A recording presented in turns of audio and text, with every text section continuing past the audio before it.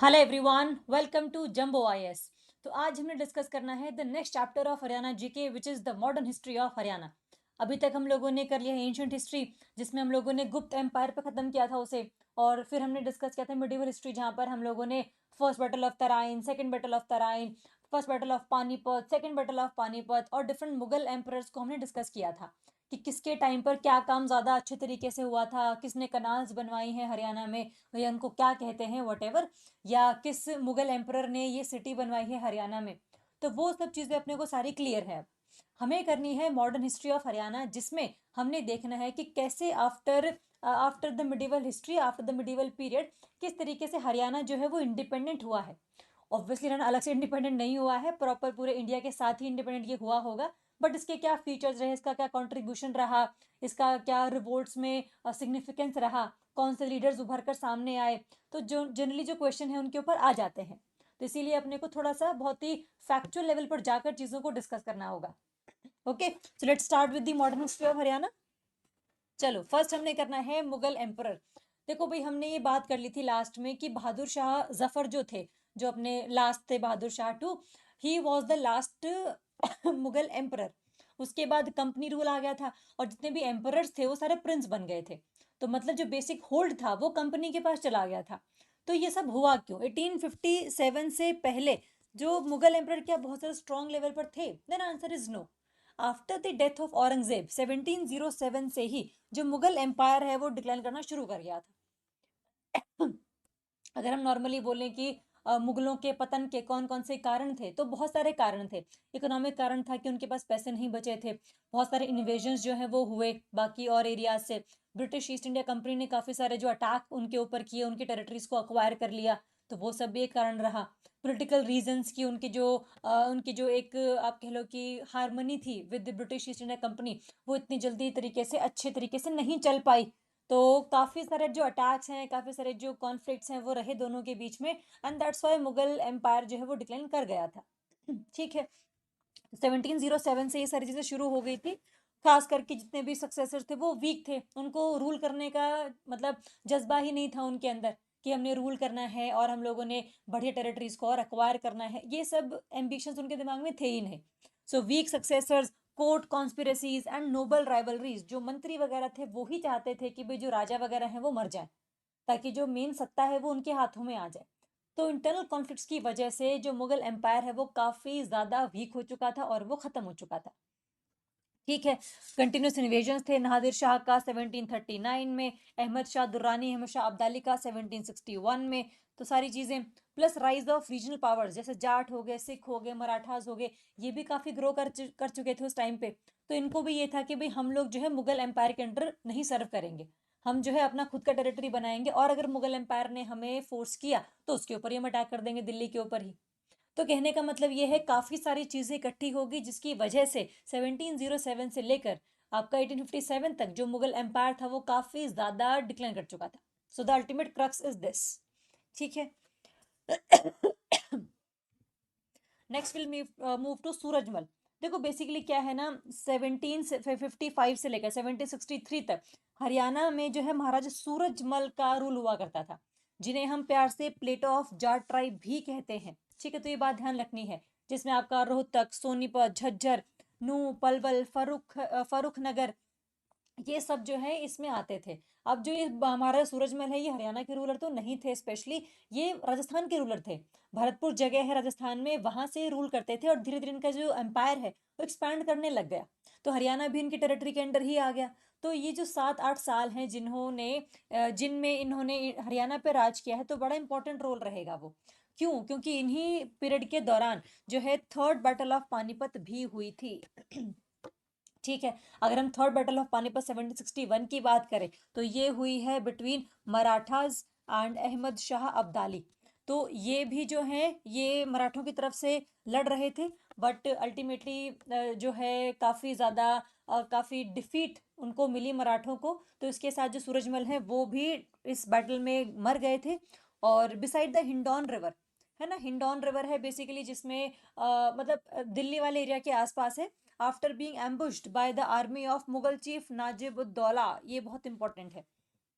तो काफ़ी सारी जो है मतलब मेन जो बैटल है अपनी ये 1761 में अपने मराठा और अहमद शाह अब्दाली के बीच में हुई थी।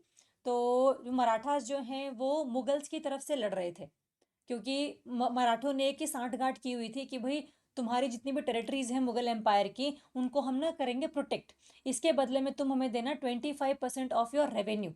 तो जो भी अगर अटैक आपके ऊपर करेगा तो उसके लिए हम लड़ेंगे। तो मराठे इसीलिए मुगल एम्पायर्स की तरफ से लड़ रहे थे। तो अहमद शाह अब्दाली जो है वो अफगान वाले एरिया से आया था।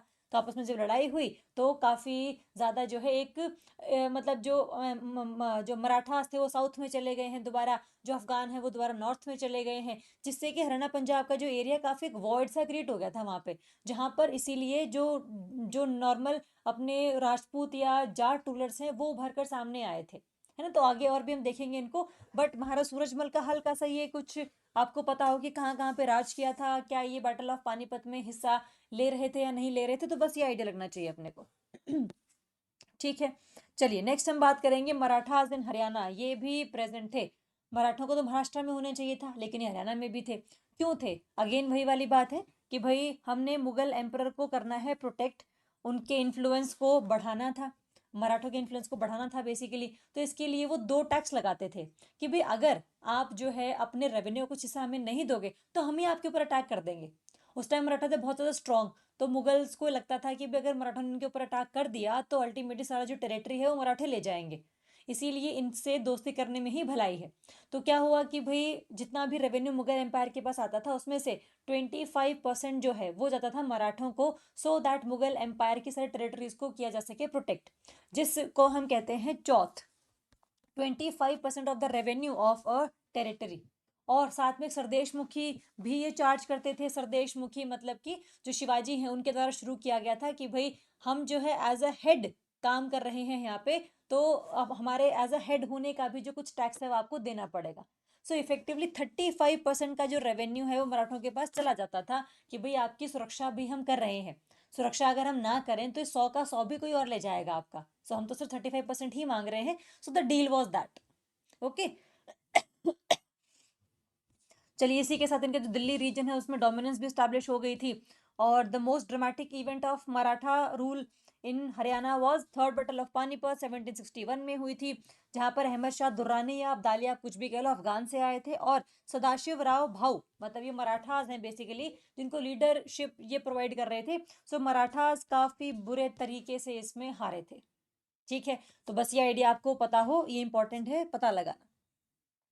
नेक्स्ट अगर हम बात करें इसमें तो उस टाइम पर 1761 के बाद जो है मराठाज यहाँ पे धीरे धीरे करके अपना जो होल्ड है वो डिक्रीज कर रहे थे। तो इतने रूलर्स यहाँ पर इफेक्टिवली प्रेजेंट भी नहीं थे।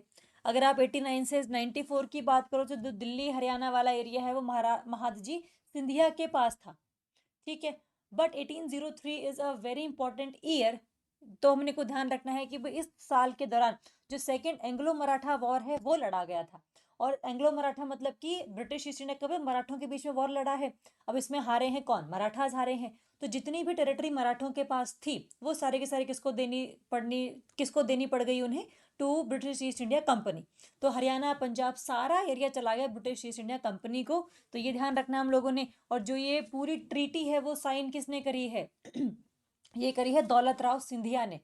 इस ट्रीटी का नाम है ट्रीटी ऑफ सुरजी अंजन गांव। ये बहुत इंपॉर्टेंट है, पेपर में क्वेश्चन इसके ऊपर आता ही आता है कि किस ट्रीटी के अंदर जो मराठे हैं उन्होंने हरियाणा पंजाब की टेरिटरी को ब्रिटिश ईस्ट इंडिया कंपनी को दे दिया था। So the treaty name is treaty of Surji Anjangaon. जितनी मराठों की ट्रीटी थी टेरिटरी थी इस पूरे एरिया में वो दे दी गई टू ब्रिटिश, जिसमें आपका दिल्ली हरियाणा उसका जो सराउंडिंग एरिया है वो भी आता था। तो उस टाइम पे जो हरियाणा है it became the part of Bengal presidency. मतलब ऐसा नहीं कि हरियाणा यहाँ पर है और बंगाल वहाँ पर है तो ये कैसे प्रेसिडेंसी का पार्ट बना। प्रेसिडेंसी मतलब कि अलग अलग एरियाज हैं जिसमें जो रूल है वो बंगाल गवर्नर वगैरह का हुआ करता था। ठीक है, तो पेपर में क्वेश्चन अगर आएगा कि after 1803 the second Anglo Maratha war Haryana कौन सी प्रेसिडेंसी का पार्ट बना, then answer will be your Bengal presidency. ठीक है, तो कंपनी के पास सारा एरिया आ गया। कंपनी ने ये जो पूरा एरिया है वो दो पार्ट्स में कर दिया डिवाइड। 1805 में two categories were there. First was administrative and political reasons. ठीक है, मतलब बेसिकली क्या है कि काफ़ी एडमिनिस्ट्रेशन को स्मूथ करने के लिए, पॉलिटिक्स को थोड़ा सा ज़्यादा ओवर पावर ना होने देने के लिए जो दो कैटेगरीज हैं वो बनाई गई थी। First was your smaller part, जिसे हमने कहा असाइंड टेरिटरीज, जो डायरेक्टली कंट्रोल ऑफ कंपनी के अंडर ही आती थी, कि भाई ये एरिया सारा कंपनी का है। लेकिन कुछ एरिया ऐसा था जो लोकल रूलर्स को दे दिया गया था कि भाई प्रिंसली स्टेट्स है, तुम संभालो पूरा area. So the second part was large part which was handed over to the local rulers. तो जो देसी रियासतें थी उस वाले एरिया में, वो सारी उन्हीं लोगों को सौंप दी गई थी। ठीक है, जो मराठों ने कैप्चर कर लिया था बेसिकली। सो जो उमेद सिंह है बल्लभगढ़ के, उनको वो सारा एरिया दे दिया गया। तो कई बार पेपर में ये जो मैच द फॉलोइंग है वो भी आ जाता है। तो बल्लभगढ़ की उमेद सिंह है, नवाब ऑफ फारूक नगर को उसकी जो पूरी पुरानी टेरेटरी थी वो वापस कर दी गई। पटौदी परगना जो है गुरुग्राम वाले एरिया में, ये फैज खान को दे दी गई थी। तो बहुत इंपॉर्टेंट है ये। लोहारू भिवानी और जो फिरोजपुर झिरखा नू वाला एरिया है, ये अहमद बख्श खान को दे दिया गया। तो ये सारा एरिया जो है थोड़ा सा मतलब मुस्लिम मेजोरिटी वाला एरिया है। तो इनको दे दिया गया था। 87 विलेजेस ऑफ इस्तमरारी जागीर इन रेवाड़ी टू राव तेज सिंह। ये जितने भी आपके पास फैक्ट लिखे हुए हैं इनके ऊपर क्वेश्चंस बनते हैं। तो आपने ये ध्यान रखना है कि भाई किसी भी तरीके से कोई रूलर का नाम आप अलग से मतलब गलत याद ना कर लो। तो राव तेज सिंह अगर है तो वो रेवाड़ी वाले ही हैं, जिनको 87 जो विलेजेस हैं वो दे दिए गए थे by British East India company. ठीक है, फैज खान ध्यान रखना है, अहमद बख्श खान ध्यान रखना है, बल्लभगढ़ के उमेद सिंह ध्यान रखने हैं। तो 3-4 बार आप अगर रिवाइज करोगे विद सम निमोनिक्स, आपको ये चीजें याद हो जाएंगी। ठीक है। Next we have charter act 1833। देखो बहुत सारी हिस्ट्री ऑफ इंडिया में काफी से चार्टर्स एक्ट आए हैं, लेकिन मैं आपको सिर्फ वो करवा रही हूँ जो हरियाणा जीके के रिगार्डिंग स्पेसिफिक स्पेसिफिक है ना। मतलब सारी हिस्ट्री ऑफ इंडिया तो मैं नहीं आपको रिवाइज करवा रही हूँ इस टाइम पे, बट फिर भी जो कुछ चीजें हैं आपकी इसके साथ ही आपको याद आ जाएंगी, रिवीजन हो जाएगी आपकी बहुत अच्छे वाली। सो अगर हम चार्टर एक्ट 1833 की बात करें तो जो बंगाल प्रेसिडेंसी है उसको भी अब तोड़ दिया गया। ठीक है, पहले Haryana was the part of Bengal presidency, but 1833 में इसको भी बंगाल प्रेसिडेंसी अलग कर दिया गया और नॉर्थ वेस्ट प्रोविंसेस अलग कर दिया गया। तो जो नॉर्थ वेस्ट वाला प्रोविंस था उसको हमने आगरा उसका हेडक्वार्टर बना दिया, और जो दिल्ली वाला एरिया उसको हमने काफी डिवाइड कर दिया। दिल्ली को हमने दो कैटेगरीज में दोबारा डिवाइड किया, एक था आपका रीगल स्टेट्स, एक था आपका लोकल्स। जो रीगल स्टेट्स थे उनको हमने बेसिकली बोला कि भाई ये प्रिंसली स्टेट्स या फिर सेमी ऑटोनमस स्टेट्स हैं जो कि लोकल चीफ्स के द्वारा किए जाते हैं रूल, लेकिन ये ब्रिटिश कंट्रोल के अंडर हैं। ठीक है, इसके अलावा जो लोकल्स हैं उनको हमने बोला कि वो टेरिटरीज हैं जो डायरेक्टली एडमिनिस्टर होती हैं बाय द ब्रिटिश गवर्नमेंट। एक तो है कि भी देखो सारी टेरिटरी है तो ब्रिटिश गवर्नमेंट के पास ही, लेकिन कुछ जो हैं वो जो लोकल रूलर्स हैं उनके थ्रू डायरेक्ट हम करते हैं, गवर्न हम करते हैं, एक हम डायरेक्टली ही गवर्न करते हैं। तो दोनों बातों में डिफरेंस है। सो जो रीगल स्टेट्स हैं वो आपके प्रिंसली स्टेट्स हैं, और जो लोकल्स हैं वो आपके ब्रिटिश गवर्नमेंट के साथ डायरेक्टली लिंक हो रहे हैं। जो 7 रीगल स्टेट्स थे ये बहुत इंपॉर्टेंट है, आपने ध्यान रखने हैं कि जो प्रिंसली स्टेट्स के अंडर आते थे। पहला है Bahadurgarh, then we have Ballabhgarh, we have Dujana, we have Farrukhnagar Gurugram, we have Jhajjar, we have Loharu Bhiwani, we have Pataudi. तो ये 7 रीगल स्टेट्स याद करने हैं, क्योंकि एग्जाम में क्वेश्चन आता है कि भाई जब 1833 में दिल्ली को डिवाइड किया गया तो कितने रीगल स्टेट्स थे और उनके नाम क्या क्या थे। ठीक है, इसके अलावा जो लोकल्स हैं उसमें आपके आते हैं 5 डिस्ट्रिक्ट्स जो डायरेक्टली ब्रिटिश गवर्नमेंट के अंडर आते थे, जिसमें आपका दिल्ली, गुरुग्राम, रोहतक, पानीपत, हिसार, ये 5 एरियाज थे जो बहुत बहुत इंपॉर्टेंट थे। सो 7 Regal states and 5 were your locals जो ब्रिटिश गवर्नमेंट के साथ डायरेक्टली लिंक हुआ करते थे। ठीक है, सो ये है आपका चार्टर एक्ट 1833। पेपर में क्वेश्चन अगर आता है कि भाई कब बंगाल प्रेसिडेंसी को अलग कर दिया गया, हरियाणा में 7 रीगल स्टेट्स आ गए, 5 लोकल्स आ गए, तो वो किस एक्ट के अंडर आए थे। So the answer is your charter act 1833।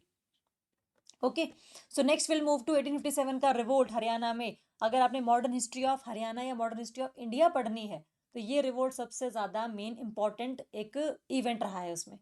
तो 57 का जो रिवोल्ट है देखो उसके भी कई कारण थे कि भाई कई लोग जो है अपने रिलीजन में इंटरफेरेंस से परेशान थे, कईयों को जो है पेंशन नहीं मिल रही थी, कईयों का जो जो देसी रियासतें थी उनको प्रॉपर पावर्स नहीं मिल रही थी, कईयों के पास इकोनॉमिक जो इंडिपेंडेंस होनी चाहिए थी वो उनके पास नहीं थी। तो काफ़ी सारी इसमें दिक्कतें थी, लेकिन एक था इमीडिएट ट्रिगर कि भाई इसने 57 के रिवोल्ट को जन्म दिया।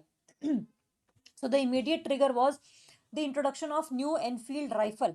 ये जो राइफल थी इसमें जो आपका ये काऊ और पिग फैट से बना हुआ जो कारतूस है उसको ऐसे मुंह से छीलना पड़ता था और फिर उसके अंदर डालना पड़ता था। तो ये मुस्लिम्स के लिए भी जो है एक बुरी बात थी, because they can not consume pig fat. और जो हिंदूज हैं उनके लिए काऊ फैट था उसमें, तो दोनों ने ही काफ़ी इनका प्रोटेस्ट किया। So soldiers had to bite the cartridge before loading it. तो इसमें काफ़ी इन्होंने प्रोटेस्ट कर दिया कि भाई हम इसको नहीं यूज़ करेंगे। तो जो मंगल पांडे था, मार्च 1857 में उसने रिवोल्ट कर दिया इन बैरकपुर। ठीक है, लेकिन उसको अरेस्ट कर लिया गया, उसको फांसी चढ़ा दी गई। लेकिन इसके बाद भी जो टेंशन है वो कम नहीं हुई। मार्च में वो मुद्दा तो दब गया, लेकिन मई में वो फिर से उठा। सो मई में मेरठ में जो है आउटब्रेक हुआ, जिसमें 85 सिपाहियों ने उस कार्ट्रिज को यूज करने से मना कर दिया कि भाई हम इसको यूज नहीं करेंगे। लेकिन उनको फिर कोर्ट मार्शल कर दिया गया, उनको जेल में डाल दिया गया। लेकिन उनको जेल से भी बाहर भगा दिया गया और प्रोटेस्ट बहुत तगड़े लेवल का शुरू हो गया। सो सारों को निकाल दिया गया वहां से। और जितने भी ब्रिटिश ऑफिसर्स थे उस पूरे एरिया में उनको उन सबको मार दिया गया। और लास्ट में उन्होंने दिल्ली की तरफ मार्च करना शुरू किया कि भाई जो बहादुर शाह टू हैं, जो जफर जिनका पेन नेम था, उनको हमने अपना लीडर माना है, तो उनकी लीडरशिप में ही हम जो पूरा रिवोल्ट है वो करेंगे। ठीक है, तो एक तो ये चीज, तो दिल्ली चलो का जो नारा है वो इस टाइम पर दिया गया था। ठीक है, तो 10 मई को सारे सोल्जर्स ने रिवोल्ट किया था और ये अंबाला कैंट हरियाणा में पहुंचा था ऑन 11 मई। ठीक है, तो मेरठ से शुरू हुआ था। अंबाला छावनी में हरियाणा में पहला ऐसा एरिया था जहां पर इसको हमने ऑर्गेनाइज रखा था। ठीक है, इसके अलावा जो है रेवोल्यूशंस में बहुत सारे लोगों ने पार्टिसिपेट किया, जिसमें से एक है आपके राव तुलाराम, या फिर उनके जो भाई हैं गोपाल देव। इन्होंने अहीर की जो पूरी कम्युनिटी है पूरे हरियाणा उत्तर प्रदेश में, उन सबको ऑर्गेनाइज कर लिया सो दैट जो है हम इनको ब्रिटिश के खिलाफ लड़ा सके। तो आपने राव तुलाराम और गोपाल देव, ये दो नाम बहुत इंपॉर्टेंट हैं, याद रखने हैं। ठीक है, इसके अलावा फारूक नगर के अहमद अली, नाहर सिंह ऑफ बल्लभगढ़, ये बहुत इंपॉर्टेंट है, फरीदाबाद वाला एरिया जो है, अकबर अली ऑफ पटौदी, इन सब ने भी रेवोल्यूशंस जो है ज्वाइन किए और काफ़ी बड़े लेवल पर जो रिवोल्ट है फिर वो फैल गया।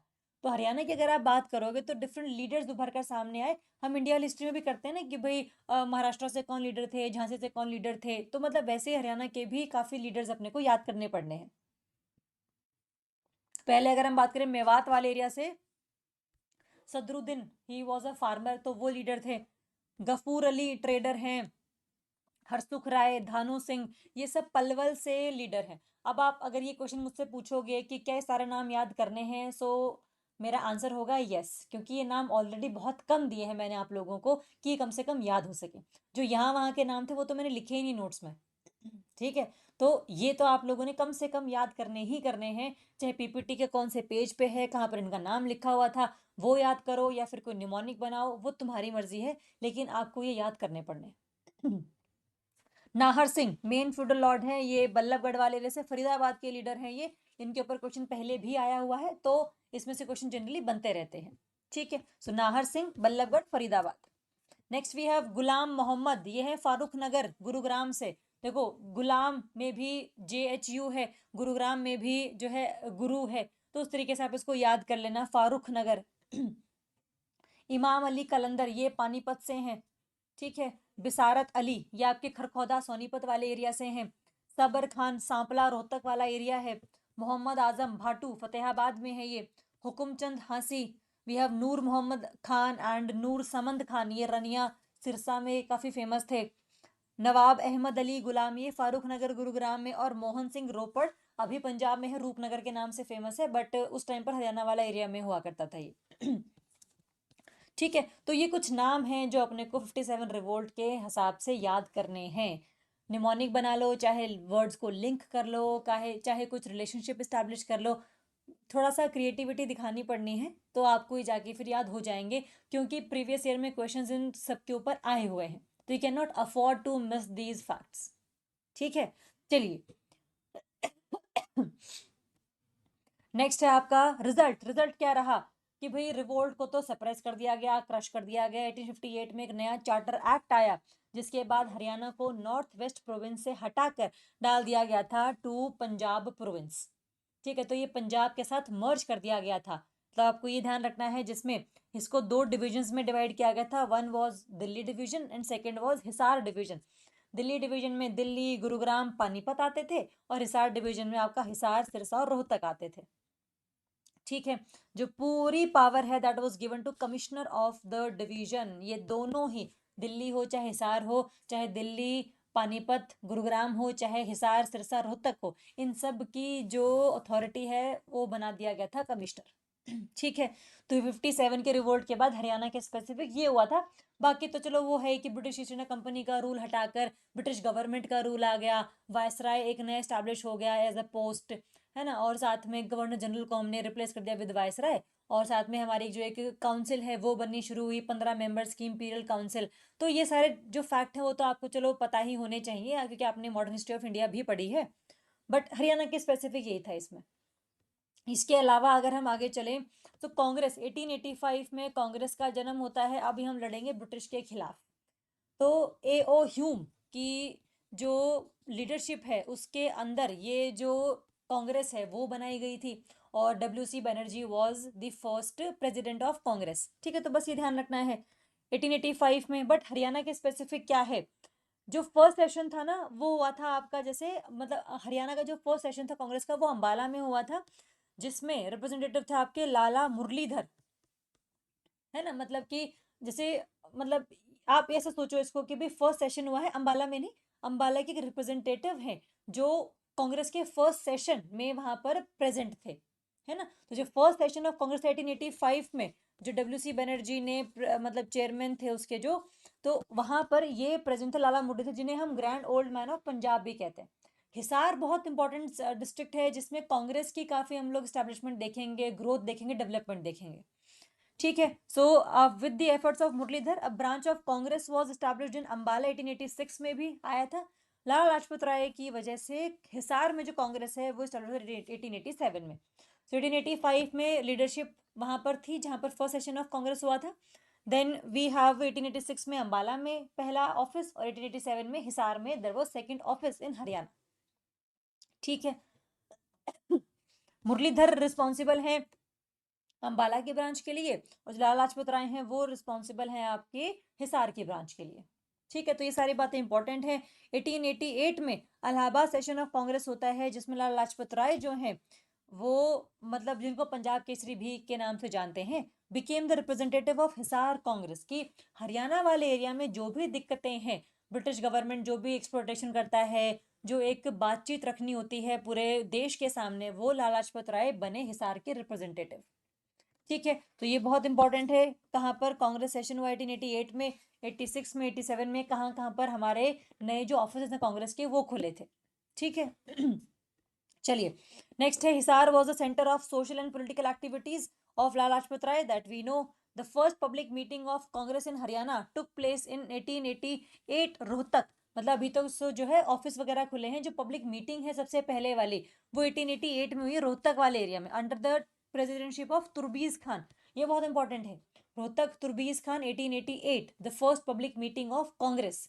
ये कुछ 3-4 फैक्ट हैं जो आपस में लिंक्ड हैं, ये आपको पता होने चाहिए। और जो स्पीकर थे वो थे लाला लाजपत राय, मतलब कि मतलब प्रेसिडेंट तुर्बीज खान है, लेकिन जो सारी बातचीत लोगों के सामने रखी हैं वो लाला लाजपत राय ने रखी है। ठीक है, इन 1892 लाला लाजपत राय ने हिसार छोड़ दिया, लाहौर शिफ्ट हो गए, और इसी वजह से जो कांग्रेस थी हिसार वाले एरिया में उसको काफी धक्का सा लगा और काफी उसकी जो एक्टिविटीज हैं वो रुक गई। ठीक है, तो लोगों ने कांग्रेस को ज्वाइन करना भी छोड़ दिया। तो बस ये सारा जो सिस्टम था वो मतलब कांग्रेस के फेलियर के लिए हरियाणा में एक रिस्पॉन्सिबल रीजन बना। इसके आगे, ठीक है, तो ये भी पता हो कि भाई जो कांग्रेस का स्प्रेड था वो सिर्फ सिटीज के आसपास ही था, गांव के आसपास नहीं था। कई बार पेपर में स्टेटमेंट आ जाती है कि भाई Congress was famous for all the areas in Haryana, so it was just for the cities and not for the rural areas. इसके अलावा कांग्रेस ने स्वदेशी मूवमेंट भी लॉन्च किया था 1906 में, जहां पर सारे जो फॉरेन क्लॉथ्स हैं उनको जला दिया गया था, फॉरेन पोस्ट जो है लोगों ने छोड़ दी थी, इंग्लिश लैंग्वेज का यूज बंद कर दिया, सॉल्ट शुगर जो भी चीजें ब्रिटिश बनाते थे उन सब का जो है बहिष्कार कर दिया गया। तो खुद के बनाई हुई चीजों पर, स्वदेशी पर काफी ज्यादा जोर दिया गया। ठीक है। 1906 में काफी लाला लाजपत राय ने यहाँ पर एक्टिविटीज वगैरह करी। तो 1907 में वायसराय ऑफ इंडिया ने उन्हें मैंडले भेज दिया म्यांमार में on the order of lieutenant governor of Punjab Denzil Ibsen.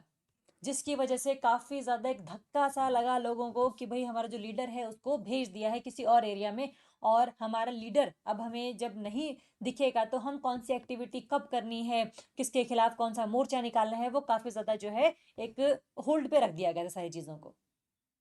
ठीक है, तो ये सारी बातें। इसके अलावा मॉर्ले मिंटो रिफॉर्म्स 1909, देखो फेमस तो ये है for the separate electorates, but अगर हम हरियाणा की बात करें तो ये पास हुआ था in 1909 as Indian council act. It was an act of parliament of UK that brought about a limited increase in the involvement of Indians in the governance of British India. कि भाई हम चाहते हैं कि ब्रिटिश गवर्नमेंट के अंदर Indians काफ़ी ज़्यादा हों, so that governance is kind of smooth, कि लोग प्रोटेस्ट ज़्यादा ना करें। ठीक है, तो इंडियंस की बात तो कम से कम सुनेंगे ना वो। तो ब्रिटिश पार्लियामेंट में ये इंडिया वाले एरिया में ज़्यादा से ज़्यादा इंडियंस को हम लोग ऐड करें। So it gave permission to elect members of Punjab legislative assembly through the votes of district boards of Rohtak, Gurugram and Hisar. इसके थ्रू हमने दो लोगों को इलेक्ट किया जो अल्टीमेटली बने members of Punjab legislative council. ठीक है, जिसमें आपके जवाहरलाल भार्गव एंड चौधरी लालचंद ये दो नाम बहुत इंपॉर्टेंट है, इनको बना दिया गया था the members of Punjab legislative council, so that लोगों की बातों को ब्रिटिश गवर्नमेंट के सामने ये रख सके, है ना। तो ये नाम दोनों बहुत इंपॉर्टेंट है, Jawaharlal Bhargava and Chaudhary Lalchand. Next we have Rowlatt act and Satyagraha.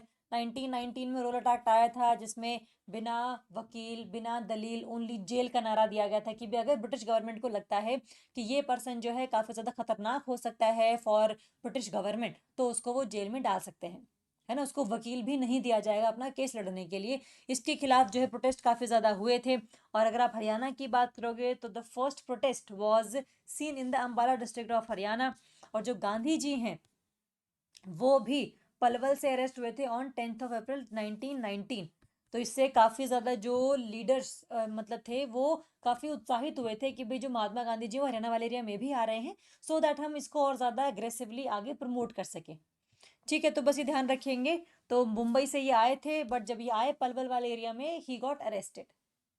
Paper में कई बार क्वेश्चन आता है ये वाला कि भाई किस एरिया से जो गांधी जी उनको अरेस्ट किया गया था for the protest of Rowlatt act.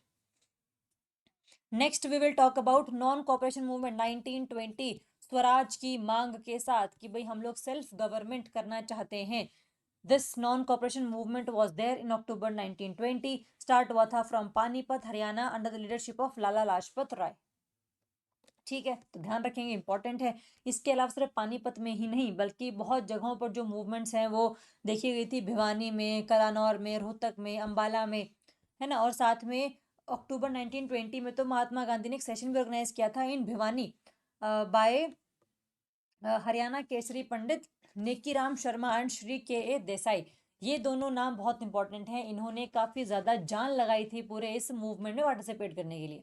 तो गांधी जी का सेशन ऑर्गेनाइज करवाया था इन्होंने इस प्रॉपर पूरे एरिया में, जिसमें लोगों को हमने और ज़्यादा इनकरेज करना था सो दैट हम अपने हकों के लिए लड़ सके। ठीक है, तो ये सारी बातें हमारे लिए इंपॉर्टेंट है। 1920 में गांधी जी का session was there, Nekiram Sharma and Shri K A Desai. ये सारी बातें जरूरी हैं जाननी। और इसके वजह से नॉन कॉपरेशन मूवमेंट में काफ़ी सारे लोगों ने अपनी जो उपाधियां हैं वो वापस कर दी थी, जिसमें आपका लाला मुरलीधर ऑफ अंबाला जो थे उन्होंने राय बहादुर की अपनी जो टाइटल है वो दे दिया, केसर हिंद की जो उपाधि है वो दे दी थी, जिनको हम grand old man of Punjab के नाम से भी जानते हैं। कई बार क्वेश्चन पेपर में सारी चीज़ें पूछ ली जाती हैं। ठीक है, चलिए। इसके अलावा साइमन कमीशन हरियाणा 1928 में, साइमन कमीशन बेसिकली आया 1927 में, है ना, जिसमें काफ़ी प्रोटेस्ट हुए हैं अंबाला में भी, क्योंकि साइमन कमीशन को भारत छोड़ो का जो नारा है कि वापस जाओ, साइमन गो बैक, तो इन सब का सारा सिस्टम जो है वो रहा था उसमें। So protest was there in Rohtak, Jhajjar and Ambala. Also, Nekiram Sharma and Sri Ram Sharma and Dr. Satyapal, these three leaders were there who organized different protests in the Simon Commission movement. तो आपको ये दो नाम बड़े इंपॉर्टेंट है, ध्यान रखना है, जिसमें काफ़ी ज़्यादा जो एक सप्रेशन है ब्रिटिश की तरफ से आया था, जिस सप्रेशन में लाला लाजपत राय की भी डेथ हो गई थी, उनकी लाठियां मार मार के हत्या कर दी गई थी। तो इतना ज़्यादा इसमें बुरा हाल था सप्रेशन का कि ब्रिटिश गवर्नमेंट बिल्कुल भी मतलब एक बैकफुट पे जा ही नहीं रही थी। ठीक है, तो ये ध्यान रखेंगे एक तो। और जो नौजवान भारत सभा है उसने भी काफ़ी मतलब हेल्प किया लोगों का कि भाई आपका जो एंगर है उसको हम चैनलाइज कर सकें हल्का सा। सो भगत सिंह, राजगुरु, सुखदेव एंड जो और लीडर्स थे वो सारे के सारे इसका पार्ट बन चुके थे उस टाइम पे। सो बहुत एक मुद्दा सामने आ रहा था कि भाई किस तरीके से ब्रिटिश को यहाँ से हटाना है। पहले नॉन कॉपरेशन मूवमेंट में तो हम बात करते थे सिर्फ और सिर्फ स्वराज की, सेल्फ गवर्नमेंट की। अब सिविल डिसोबीडियंस मूवमेंट में हम बात करेंगे 1930 में पूर्ण स्वराज की, कि भाई कंप्लीट हमें अपनी जो आज़ादी है वो चाहिए है। There is no swaraj, there should be purna swaraj. किसी भी तरीके की इंटरफेरेंस ब्रिटिश गवर्नमेंट की तरफ से हमें नहीं चाहिए अपनी सेल्फ गवर्नेंस के लिए। ठीक है, तो दांडी मार्च गांधी जी ने शुरू करी फ्रॉम ऑन 12 मार्च 1930, जिसमें 78 सिलेक्टर सत्याग्रही उनके साथ गए थे, जिसमें लाल सूरज भान जो थे हरियाणा के अंबाला के, वो भी इनमें से वन ऑफ द रिप्रेजेंटेटिव्स थे। ठीक है, इसके अलावा जो उनकी डॉटर हैं बाय लाला, जो daughters of Lala Dulichand, namely Vidyavati, Yashoda and Jamuna, ये भी काफ़ी इंपॉर्टेंट रोल प्ले कर रही थी ड्यूरिंग सिविल डिसोबीडियंस मूवमेंट। तो जो लीडर्स के नाम है वो बहुत इंपॉर्टेंट है, इन्हीं में कन्फ्यूजन होती है, इन्हीं में से क्वेश्चन भी आएगा। तो जो चीज़ें बहुत इजीली याद हो जाती हैं वहाँ से क्वेश्चन नहीं पूछते हैं एचपीएससी वाले। तो अपने को बस ध्यान ये रखना है कि किसी भी तरीके से हम लोग ये सारी जो चीज़ें हैं, जो सारे फैक्ट्स हैं वो याद कर लें। ओके, इसके अलावा देखो भी सारे स्टूडेंट्स ने भी काफ़ी पार्टिसिपेट किया। Chaudhary Devilal was one of them कि भाई हम जो है स्कूल्स जो है बाइकआउट करेंगे, हम किसी भी तरीके से उनकी बात नहीं मानेंगे। इट इज़ सविनय जो आपका मतलब आपका काफ़ी अविज्ञा आंदोलन है कि भाई हम जो है इसकी कोई भी आपकी बात मानेंगे ही नहीं, कि भाई हमें माफ़ कर दीजिए लेकिन आपसे हम लड़ेंगे नहीं, लेकिन बहुत ही डिसोबीडियंस बिहेवियर है हमारा, बट सिविल नेचर का। ठीक है। लास्ट में आता है इलेक्शन 1946 का। अगर हम हरियाणा की बात करें तो हरियाणा पंजाब में यूनिस्ट जो पार्टी थी वो काफ़ी कमज़ोर हो गई थी उस टाइम पे। तो जब इलेक्शन हुए तो मुस्लिम लीग को काफ़ी सारी सीटें मिली, 75 सीटें मिली। जो अकाली दल है वो 22 सीट्स लेकर गया, कांग्रेस को 51 ही मिली और यूनिस्ट पार्टी को 20 ही मिली। जो इंडिपेंडेंट कैंडिडेट्स हैं उनको 7 प्लेसेस मतलब 7 सीट्स ही मिली। बट इसके बावजूद भी मुस्लिम लीग ने गवर्नमेंट नहीं बनाई और अल्टीमेटली कोलिशन गवर्नमेंट बनी कांग्रेस की, अकाली दल की और यूनियनिस्ट पार्टी की बेसिकली। ठीक है, so the coalition government was led by Malik Khizar Hayat Tiwana. ठीक है, जिन्होंने ये थे यूनियनिस्ट पार्टी के जो एक्टेड एज अ प्रीमियर। इसके अलावा चौधरी लाहरी सिंह जो थे कांग्रेस के लीडर थे हरियाणा की तरफ से, वो भी इस गवर्नमेंट का पार्ट थे। और गांधी जी ने फिर लास्ट में सोहना वगैरह में मतलब काफ़ी एक अपनी मूवमेंट दिखाई, सो दैट जो पार्टीशन के बाद ये सारी चीज़ें हैं कि भाई हिंदू मुस्लिम दंगे हैं उन सबको थोड़ा सा हम शांत कर सके, है ना। और इसके अलावा पानीपत में भी वो आए हैं और सभी को ये बोला है कि भाई ये सिचुएशन बहुत ज़्यादा टेरिबल है इस टाइम पे, और किसी भी तरीके से और दंगों को ना भड़काएं बल्कि लोगों को समझाएं। ठीक है, सो 1946 में हरियाणा पंजाब इकट्ठे ही हैं, गवर्नमेंट बन गई है यूनिस्ट पार्टी की। और अब उसके बाद जो सारी चीज़ें हुई कि भाई हमने हरियाणा को अलग डिमांड सेपरेट, हमने अलग डिमांड रखी थी कि भाई हमें सेपरेट कर दो क्योंकि लैंग्वेज अलग है, अपना कल्चर अलग है। वो सारी बातें हम ऑलरेडी कर चुके हैं कि कौन कौन सी कमीशंस आई हैं। फाजिल अली कमीशन है, शाह कमीशन है, धर कमीशन है, जेवीपी कमीशन है, किन्होंने क्या बातें बोली, इंडिया हरियाणा कैसे पंजाब से अलग हुआ, कैसे इसकी गवर्नमेंट बनी, कौन फर्स्ट स्पीकर बना, कौन फर्स्ट सीएम बना, ये ऑलरेडी हम लोग कर चुके हैं। तो आपने बस इसको एक बार रिवाइज करना है जिससे आपका ancient medieval modern plus after independence का जो पूरा पोर्शन है वो कवर हो जाएगा। ठीक है, और इसके साथ हमारा जो major portion of Haryana GK है वो खत्म हो चुका है इस टाइम पे। थोड़ा सा इसको हम लोग ब्रेक देंगे अभी के लिए। अभी इकोनॉमिक सर्वे आपका डिटेल में आएगा, उसमें जो भी स्कीम्स वगैरह होंगी, जो भी फैक्ट्स वगैरह होंगे उसको हम डिस्कस कर लेंगे। तो बजट इकोनॉमिक सर्वे हम डिस्कस करेंगे, वही हमारा एक पोर्शन रहता है जो काफ़ी इस टाइम पर वीक है, क्योंकि इकोनॉमिक सर्वे में ही काफ़ी सारी इन्फॉर्मेशन रहती है उसमें, तो है ना। तो वो हम लोग करेंगे डिस्कस, बट वो थोड़ा सा करंट से रिलेटेड होगा, तो जब वो आएगा तो उसको हम तब डिस्कस करेंगे। अभी के लिए इसको हम 20 लेक्चर्स पे स्टॉप कर रहे हैं। जो आपका हिस्ट्री, ज्योग्राफी, पॉलिटी वगैरह है वो हमने सारा कवर कर लिया है। तो आप इसको रिवाइज करो थोड़ा सा, और काफ़ी जो भी आपको दिक्कतें वगैरह फेस होती है तो मुझे बताइए, कोई भी इशू रहेगा तो उसको हम सॉल्व करेंगे। ठीक है, तो कुछ भी रहेगा तो प्लीज़ बताइएगा। Thank you so much and all the very best.